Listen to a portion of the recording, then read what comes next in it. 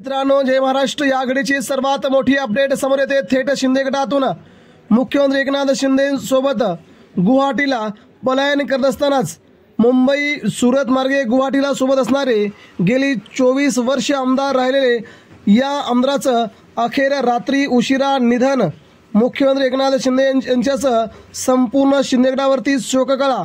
मित्रांनो, जाणूया महत्त्वाची अपडेट. शिंदेंनी गमावला आपला सर्वात जवळचा सहकारी, सगळीकडे शोककळा. मित्रांनो, शिंदेगडाचे आमदार अनिल बाबर यांचं रात्री उशिरा निधन झाले. मुख्यमंत्री शिंदे यांचे सर्वात विश्वासू आमदार अशी ही त्यांची ओळख आहे. रात्री निमोनिया झाल्याने त्यांच्यावरती उपचार सुरू होता, परंतु सांगलीच्या खानापूर विधानसभा मतदारसंघाचे ते आमदार असताना तब्बल 4 वेळा ते निवडून आले आहेत.